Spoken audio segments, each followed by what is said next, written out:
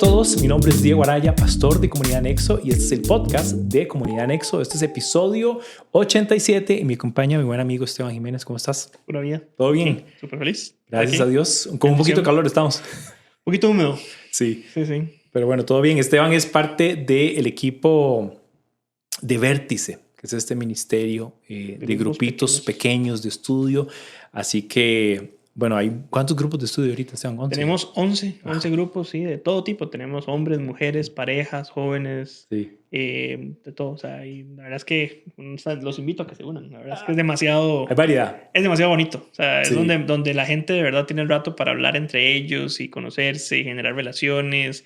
Hay grupos que ahora están haciendo grupos de juegos de mesa también después y todo. Entonces se da muy bonito la relación entre las personas. Qué bueno, sí, ojalá todos puedan conectarse a un grupo. Uh-huh. Y creo que es parte de ese vínculo y esa convivencia de iglesia que se sale de las cuatro paredes de la actividad, digamos, de celebración. Pero bueno, en este episodio 87, Esteban, vamos a ver un texto que parte del texto vas a enseñar el próximo domingo, si Dios quiere, pero queremos dedicarnos como a estos 6 versículos que son la antesala previo al texto. Vamos a estar en Lucas 14, del versículo 1 al versículo 6.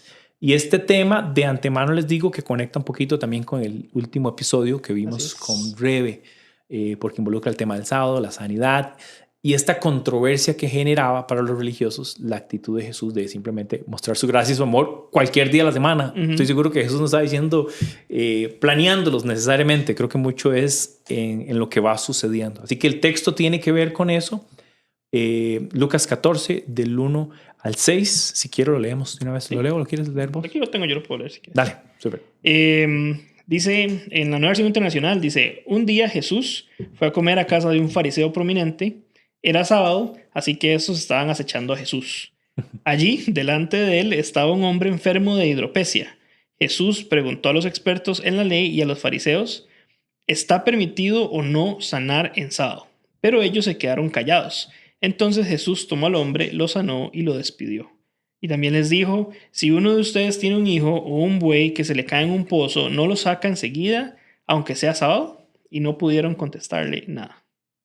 Ese sería la antesala para lo que vamos a hablar el domingo. Ese es el evento. Interesantemente, tal vez para comentar algunas observaciones, lo que les decía, día de reposo, check. Hay varios episodios, varias escenas de los evangelios que nos muestran este sábado. Está Jesús, hay una persona en necesidad, que en este caso este hombre enfermo, que vamos a explicar un poquito de qué se trata. Y los fariseos acechando. Y los fariseos, interesante que use esa palabra, ¿verdad? Como ¿qué podría ser un sinónimo de acechar, verdad? Como que estar ahí latente a verlo caer, a señalarlo. Listos para engancharlo, sí, para ver en qué lo agarran. Sí, esa es la actitud que vemos muy confrontativa, que hemos visto siempre en el texto con respecto a Jesús. ¿Cuáles son observaciones para vos, Esteban, como inmediatas de lo que surge en el texto?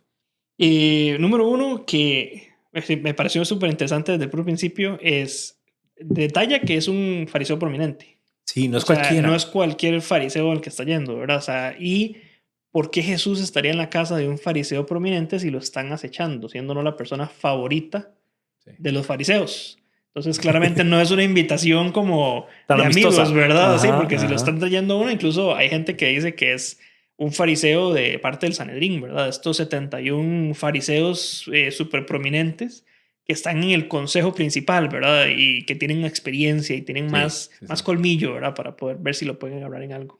Sí, que concuerda también con otros momentos donde mandan a fariseos a hacerles preguntas. ¿Qué piensa al respecto? Uno pensaba en el cielo, no hablan del cielo, pero en el seno de Abraham, ¿con quién vas a estar casado si tu esposa murió? ¿Cómo fue? Sí, si la esposa murió y tomó por esposa a otra mujer y... Tratan de agarrarlo con palabras. Lo vacilón es que los fariseos incluso se esconden detrás de su propio método de enseñanza. Porque es súper normal para los fariseos y los rabís hacerse preguntas como método de vamos a hablar de algo amigablemente y enseñarnos algo el uno al otro, ¿verdad? Sí. Pero en la nota de ellos es, ¿con qué pregunta le puedo hacer? Claro. Para agarrarlos. Lo que me encanta a mí de este pasaje es que es Jesús el que les hace una pregunta a ellos. Él vuelve esto y otra vez muy característico de un maestro, ¿verdad? Esta es la legítima que hemos visto a Jesús muchas veces haciendo estas preguntas retóricas, o sea, prácticamente él sabe que nadie va a responder porque los pone en jaque mate, digamos. O yo me en tela de imaginaría juicio. diciendo como ellos mismos harían la pregunta a Jesús. O sea, si él lo sana, primero al que claro que tiene hidropesia, lo sana y luego ellos van a venir y van a decir, Y si debía o no hacer no debía esto. hacer eso, ¿verdad? Pero él como que les hace la preventivo, les hace la pregunta, ¿verdad? Y los pone como en jaque. Sí, esa actitud me encanta porque Jesús ya en este punto sabe que la atención en torno a él, recuerda que estamos cerca de la cruz. Sí, vamos camino a Jerusalén. Y claro, entonces se siente y todavía más intencional que aquí no sea cualquier fariseo, pero sino un fariseo prominente. Eso que decías del Sanedrín, sí, probablemente alguien de este grupo de religiosos líderes que tenía una influencia muy grande y que lo invita. ¿Verdad? Que la otra cosa curiosa. Bonito ver a Jesús siempre comiendo, siempre tomando la oportunidad para sentarse. Él no tiene problema con eso. ¿Qué otra cosa vemos ahí? Observamos no solo de la actitud de los fariseos con el evento en sí. ¿Qué más? La pregunta de Jesús.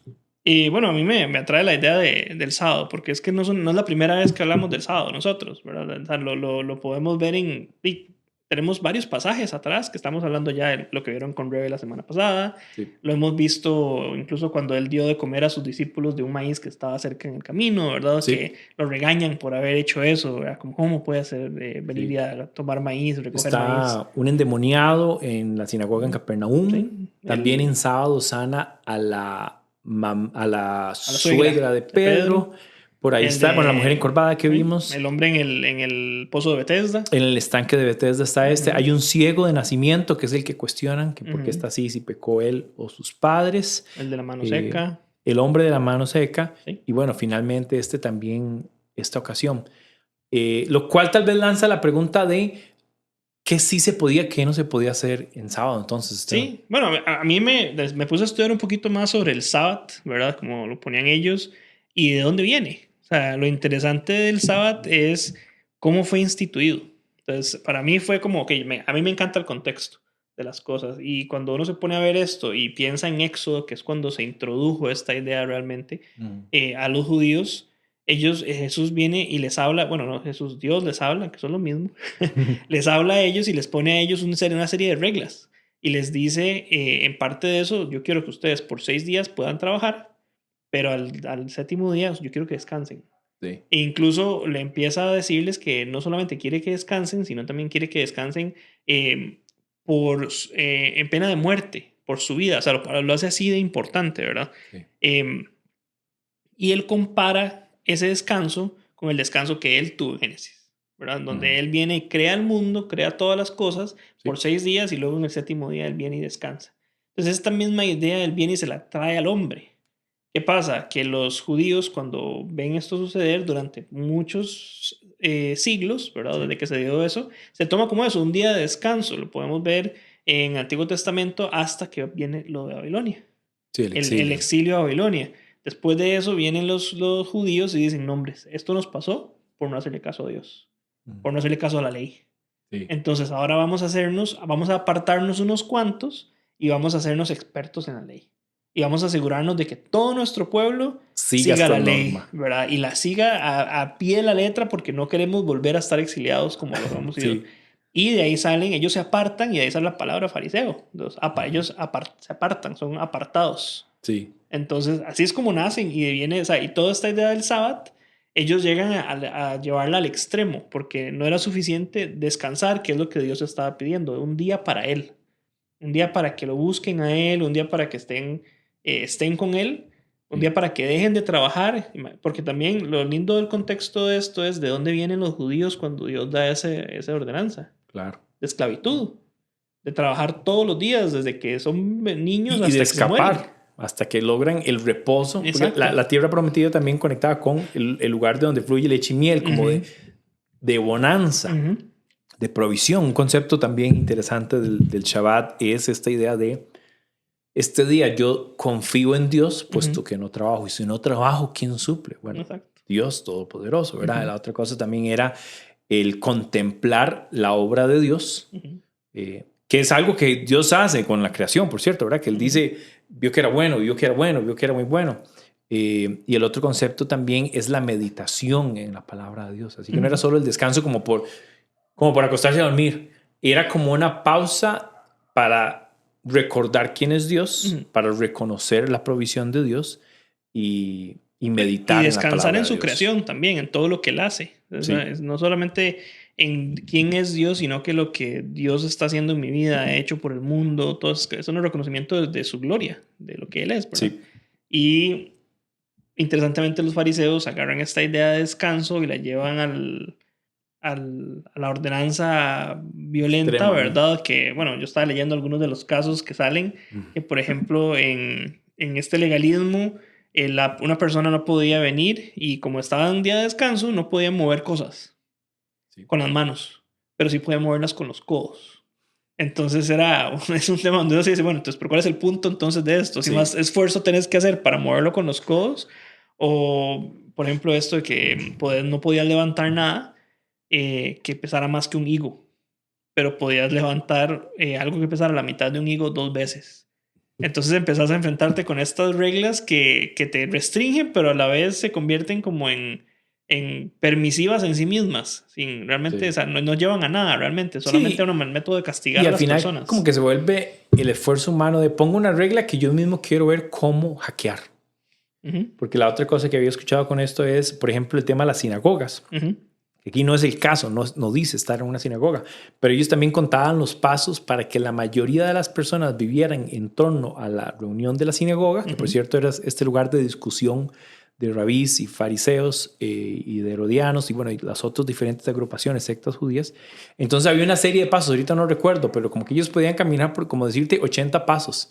Entonces, claro, estaba casi que calculado para que la gente de un pueblo en sábado podía ir a la sinagoga y entonces discutir. Entonces las distancias estaban calculadas, el tipo de trabajo estaba calculado, el tipo de comida que hacían en sábado estaba calculado. Y sí, comenzaron a hacer hacks, llamémoslo como... Bueno, y al final, por ejemplo, al final del día, antes del sábado, tenían que dejar todo cocinado para nada más comer. Todo barrido. Pero eso todo... Pues, me hizo mucha gracia que mencionaste lo de la distancia para caminar. Porque no podían caminar más de cierta distancia de frente. Pero sí podían caminar viendo para atrás. Para atrás eran unos tantos pasos y para adelante eran otros. Exacto. Un amigo hace años, ahora estamos hablando de eso, hablando de este tema, me dijo que había una página web, y pues ya no la recuerdo, pero probablemente si uno la googlea aparece por ahí. Pero son todavía al día de hoy instrumentos como herramientas hechas específicamente para hackear el día de reposo. Entonces, por ejemplo, uno tenía que ver con apagar, como decir una antena con la que yo extendía y apagaba el tomacorriente de la luz. O podía encender, que creo que hay un tema con los ascensores también, que ciertos lugares tienen. Un montón de estas cosas que lo que se ve es eso que estás diciendo, era el ejercicio que ellos mismos dijeron. ¿Cómo delimitamos lo que hacemos para no volver a salirnos de lo que había mandado? Pero evidentemente pareciera que terminaron en una lectura errónea o inadecuada del mandato. Es como esto que Jesús le señala de que ellos aplicaron el mandato, pero perdieron el espíritu detrás del mandato. O sea, como no lograron entender el corazón de la ley, le dice. El corazón de la ley. ¿Verdad? Como esta idea de cuál era el espíritu, o sea, cuál era la intención de Dios al mandar este reposo y este momento de contemplación y este momento de reposo en Él. Bueno, incluso vemos a Jesús dando una enseñanza de eso antes en uno de los pasajes, exactamente cuando hablamos de lo del maíz, que sus discípulos recogen maíz y le dice a uno de los fariseos que el sabbat el hombre no fue hecho para el sabbat, sino el sabbat para el hombre, ¿verdad? Que es un día de descanso para que el hombre descanse, no es un día para castigarlo. Sí, no, es él mismo también después dice, Él es Señor del sábado. Él mismo es mayor, ¿verdad? Como un tema de autoridad. Sí, más arriba que la ley que ellos mismos habían puesto, ¿verdad? Que ellos querían seguir.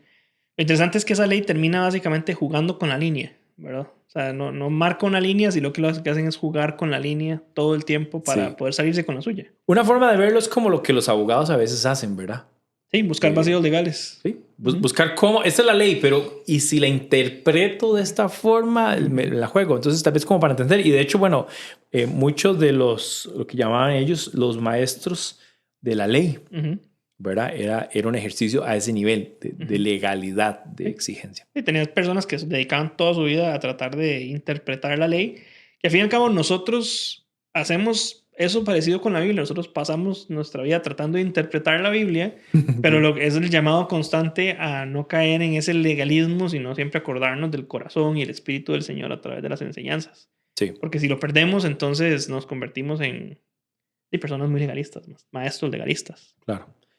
En el versículo 3, finalmente le hace la pregunta, a lo Ujú. cual ellos responden con silencio, Ujú. ¿verdad? Sí. Ellos se ven como en esta, contra la pared, ante el cuestionamiento de Jesús, anticipando que Jesús va a sanar a este hombre, ¿no? Ujú. Y él tomando al hombre de la mano, lo sanó y lo despidió. Ujú. O sea, él retó el pensamiento fariseico, Ujú. lo retó con la pregunta y en el silencio me encanta pensar que esto es lícito, esto puedo hacerlo. Todos se quedaron viendo como qué va a hacer, y todo el mundo lo va a sanar, lo va a sanar, lo va a sacar. Sí. A mí me gusta también que el hecho de que lo despidiera significa que él ni siquiera era parte del banquete. Sí, probablemente es... O sea, él nada más estaba ahí como, hey, yo he escuchado a usted, también quiero que me sane, ¿verdad? Sí. Como vemos a otros que lo buscan. Entonces, todavía más para los fariseos, no, él no debía estar ahí, pero aún así Jesús rompe también con esas hasta lanza la tradiciones. pregunta, porque es lo mismo de la mujer pecadora en la casa de Simón, que la pregunta es, ¿cómo entró? Y algunos hacen esto sería una aseveración, no del texto, pero digamos, solo como para montar un argumento de que probablemente hasta ellos permitieron que esto pasara para ver. Bueno, eso es un buen punto. Sí. Y entonces al final, él sana a este hombre ante los ojos de estos fariseos y lo despide. Y entonces les dijo, ¿a quién de ustedes, si se le cae un hijo? Ve el ejemplo. Alto nivel, alto valor, hijo. O un buey, también alto nivel, alto valor en el sentido de lo que era relevante para ellos. Cae en un hoyo el día de reposo, no lo saca inmediatamente. Lo que está diciendo es, la ley no está por encima de momentos apremiantes o emergencias o necesidades. Y que esto Jesús lo asevere debería entenderse como una correcta apreciación de los requisitos de la ley. En el texto que estudiábamos en el podcast anterior, él hace el mismo ejemplo hablando de que menciona al buey y menciona al asno o menciona no sé cuál otro animal y dice, ¿quién de ustedes no lo saca a beber o a comer? Lo cual es un nivel de emergencia, digamos, menor que este, de que cayó un hoyo y que podría perecer. Pero en los dos casos lo que Jesús está aseverando es este entendimiento que ustedes tienen de la ley no debería ser al nivel o tan severo que prive de hacer algo bueno o hacer correcto. O sea, la ley no está por sobre el acto de hacer algo bueno. Jesús también en otro momento dice, ¿será que se puede hacer lo bueno o lo malo el sábado? ¿Verdad? Aludiendo a mí me parece interesante exactamente de eso, el hecho de el ejemplo que les da. Les habla de un hijo y les habla de un buey. Y algunos teólogos que están leyendo los comentarios me parece interesante cómo tocan el hecho de un hijo, que es la descendencia de ellos, que es súper importante en esos tiempos. Sí. Y por otro lado, un buey que representa la capacidad para darse de comer. Porque representa el trabajo, la agricultura, todo. Es una herramienta crucial de su trabajo. Entonces, si le está diciendo... O sea, me parece que habla de la urgencia, incluso también de la del hombre que tenía que ser sanado. Necesidad. ¿Verdad? De la necesidad que él tenía. No sé, vale la pena hablar de lo que él tenía rápidamente. Bueno, de hecho no lo mencionamos, sí. ¿A qué se refiere cuando dice hidropesia? Es que llaman en la versión internacional. No sé cómo viene voy a buscarlo en Reina Valera para tenerlo también la referencia. Yo lo que leí es más que todo que lo llaman como edema. Y la idea de esta enfermedad es que no es una enfermedad, es un resultado de un órgano, como un fallo de órganos catastrófico. Sí. Entonces la persona pierde la capacidad de soltar el agua de su cuerpo. Entonces empieza a hinchar y está en un estado de se va a morir pronto. O sea, esto es una cosa súper grave. Sí, más en esos tiempos, líquidos. ¿verdad? Y no solamente eso, una persona en un estado así también es sumamente rechazada. Sí, por los fariseos. Porque la idea también fariseica es, este hombre no puede limpiarse a sí mismo porque su cuerpo ni siquiera puede sudar, sí. ¿Verdad? No puede drenarse. Entonces, todo ese pecado vive en él, ¿verdad? La idea es un hombre impuro. Ellos, sí, es un hombre impuro. Entonces, lo mismo esta idea de la necesidad inmediata que tiene este hombre es tan inmediata como la necesidad de salvar a un hijo o salvar a aquello que me da de comer. Sí. ¿Verdad? Sí, hay una vez escuché también gente que lo explicaba como que este hombre podía tener algo que ahora alguna gente le llama elefantiasis, que es cuando alguna de las extremidades tiene un tamaño desproporcionado y justamente es por el tema de retención de líquidos. Sí, es una cuestión que tiene que ver Creo que es un problema renal, un problema de hígado, un problema hasta del corazón puede A mí desencadenar lo de que me eso. gusta de esto, la pregunta que le saca a uno es por qué, y creo que nos puede incluir a todos, porque a veces somos más misericordiosos cuando el problema nos toca directamente. Ujú. Sí, pues estoy Pero, dispuesto a hacer una excepción a la exacto, ley pero para si se mí. trata de mí. Exacto, pero si estamos hablando de otra persona, entonces ahí es donde viene el problema y ya toca lo que están haciendo los fariseos. Ellos ven todo eso para afuera, Sí. ¿verdad? Ellos quieren cuidar que nadie incumpla la ley, pero ellos idean maneras constantemente para darle vuelta a la ley porque les conviene, Mm. ¿verdad? Incluso me acuerdo de una vez donde el mismo Jesús, no sé si es en Mateo 23, que viene y les pega una regañada enorme porque ellos están dispuestos a hablar de otros que no dan ofrenda cuando ellos ofrendan al templo y dicen que por eso no le dan nada a sus padres, ¿verdad? Sí, que le llaman el corbán. Ujú. Es ese texto, ¿no? Ujú. ¿Sí? Entonces es esa misma hipocresía. Es como, ¿qué pasa con la plata del templo? Se redistribuye a los fariseos, Sí. ¿verdad? En lugar de bendecir y honrar a sus padres, que eso está todavía más arriba Sí. en la ley, ¿verdad? Sí, ellos literalmente, Jesús dice que ustedes han cambiado o han intercambiado, por decir así, la ley por sus prácticas y tradiciones humanas. O sea, no Ujú, solo que la han puesto al mismo nivel, ya ese era un problema, sino ujú, que también lo han puesto por sobre. ujú, Y él señala esto también en el texto cuando hace de por qué limpian el vaso por fuera ujú. y no lo que está por dentro, como refiriéndose a vivir esta ley, esta forma tan legalista, pero que en el fondo de ellos cubrían sus propias fallas. Totalmente. Sí.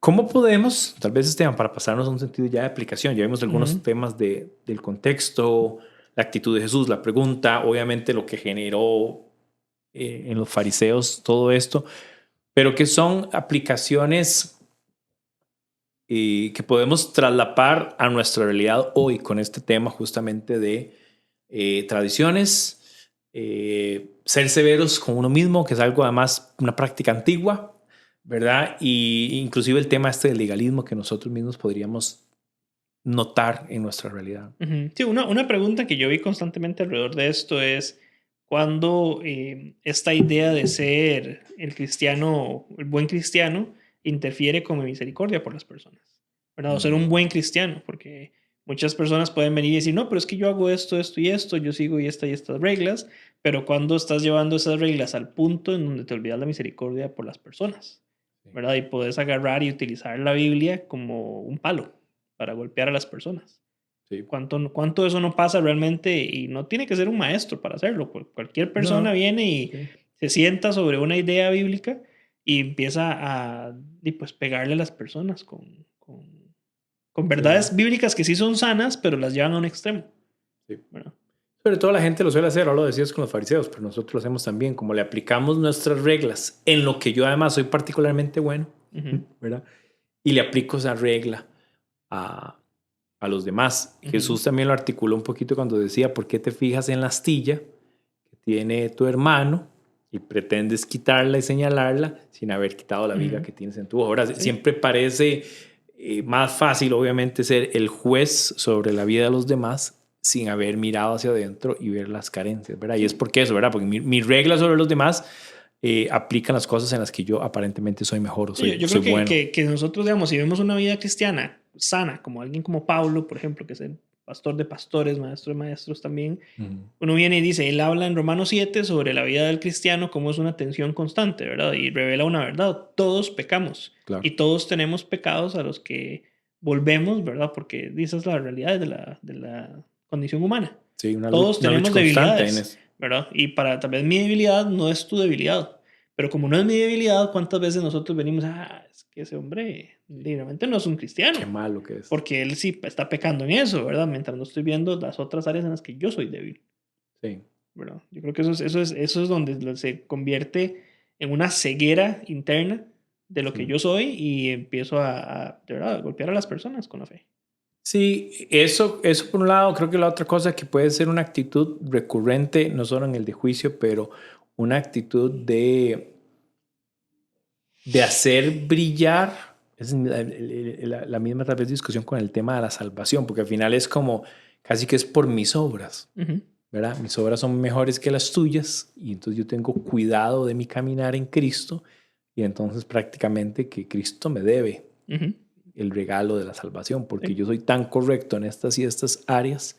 Se puede tornar un tema de moralismo, ¿verdad? Y el cristianismo tiene que ver con la moralidad, pero no es necesariamente un acto de ser moralista, porque al final no es tu esfuerzo de ser bueno lo que te salva o te justifica. Es la gracia de Cristo y la justificación de Cristo, ¿verdad? Cuando yo estaba terminando mi estudio teológico, antes de empezar la maestría, el último curso que yo llevé fue Integridad de Sabiduría. Y yo me acuerdo que después de llevar Integridad de Sabiduría, yo le hablé con mi familia, yo le decía, yo no puedo ser maestro.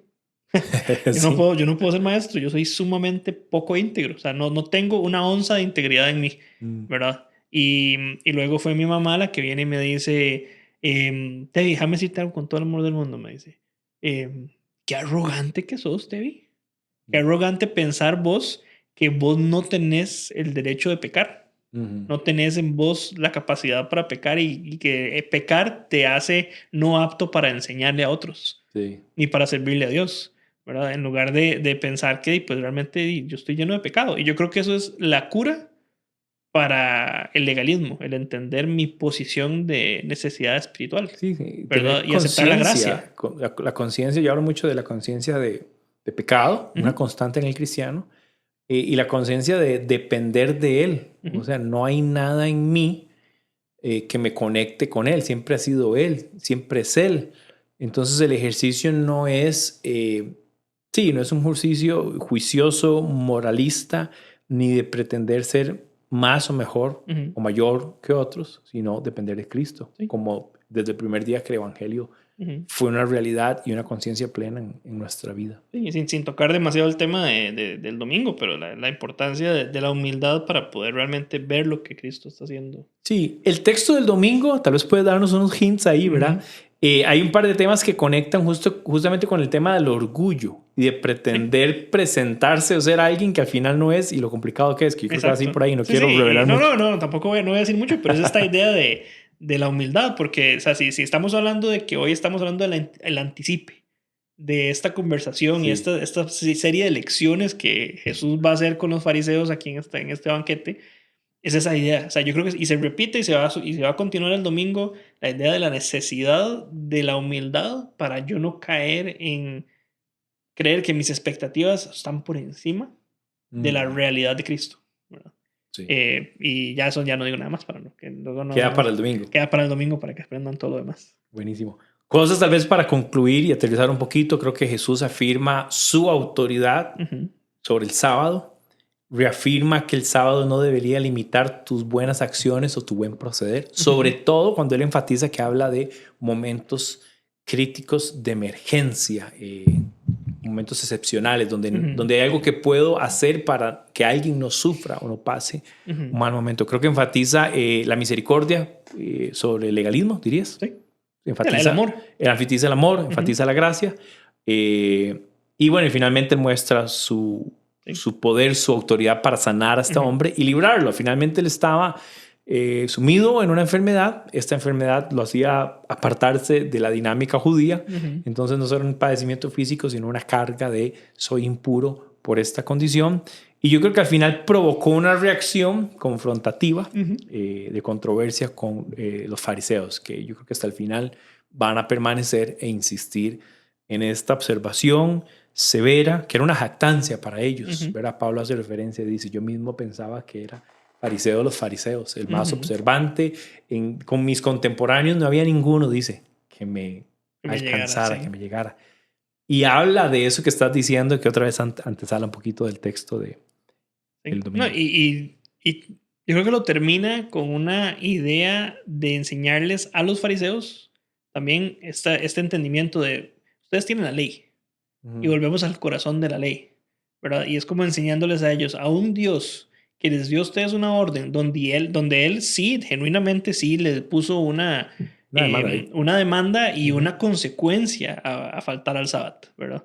Este mismo Dios está diciendo, aunque yo ponga esa regla, yo tengo el corazón de amor para saber cuándo hay algo que está por encima de eso, ¿verdad? Claro.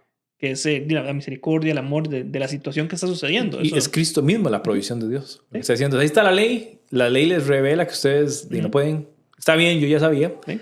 Y esta es la respuesta. Exacto. Este es el que no solo tiene la capacidad de interpretar, no solo tiene la capacidad de ejercer y aplicar la ley, sino que viene a justificarlos de esas incapacidades. Yo no me acuerdo si ya para este punto le preguntaron a Jesús, en Lucas específicamente, en qué se reduce toda la ley. O sea, en qué se resume toda la ley. No me acuerdo exactamente. No, creo que no. Me parece. Pero me parece a mí que es como ese es un preámbulo a esa idea. Está diciendo, al fin y al cabo, toda la ley que ustedes tienen está en amor. O sea, el amor a Cristo primero, al Señor, y luego el amor al prójimo. Al prójimo, sí, buenísimo. Esteban, ¿qué dirías de cuál es el reto para nosotros como iglesia de separarnos de este actitud juiciosa, moralista y legalista para ser una comunidad, una iglesia llena de gracia y misericordia y sí, de enfatizar en el amor de Cristo? Yo creo que nace con de dónde viene el amor que yo tengo por los demás. O sea, sí, yo creo que el Señor lo dice incluso cuando habla de las bienaventuranzas. Dice, bienaventurado aquel que es pobre en espíritu, porque Él es el reino de los cielos. Y yo creo que la única manera de dejar que el amor de Dios fluya correctamente y su misericordia es entendiendo que yo soy pobre en espíritu. Sí. Que Él me amó primero para que yo pueda amar a otros. Porque bien he visto cuando el amor que uno conoce secularmente es utilizado para golpear a las personas. Castigar a los demás. Solamente cuando el amor viene de un punto de vista de yo te amo a ti porque a mí me amaron primero y yo sé dónde vengo. Y entonces yo vengo con esa capacidad. Y si como iglesia nosotros podemos caminar de esa manera, sabiendo que el Señor nos perdonó, que nos salvó, que nos liberó a nosotros de algo, y ahora mi deber, mi llamado es amar a otra persona, no porque me merezca nada, sino porque me dieron un regalo tan grande que yo tengo que compartirlo. Lo he experimentado. No tengo cómo retenerlo para mí, ¿verdad? Y porque conozco a Dios y Dios me ha amado y me he permitido experimentar ese amor. Amo a los demás, ¿verdad? Juan habla de esta idea también. Pienso también en que yo reconozco además en nuestra iglesia, en Comunidad Nexo, veo un carácter muy auténtico en la gente. Como suelo reconocer en la gente presentarse por como es, sin mayor pretensión, digamos. Y eso a mí me satisface, me gusta mucho porque no se siente como que todo el mundo está queriendo presentarse como alguien que no es. E inclusive gente que está en algún rol específico. Me gusta como esta forma de hablarnos a los ojos al mismo nivel, nadie necesariamente buscando categorías o están, ¿cómo se llama esto? Como tarimas, ¿verdad? Sí, nadie está buscando levantarse a sí mismo. Sí, y yo creo que es algo que es bueno reconocer. Es el tipo de cosas que uno debe aplaudir y decir, esto es como debemos hacerlo. Y además hacerlo sostenido, o sea, observarlo y que cada uno de nosotros examine su corazón en humildad, en si estoy pretendiendo algo o no, y si nada más quiero acercarme en comunidad, ser uno en Cristo, amar a Cristo y amar su cuerpo, amar la iglesia, ser partícipes.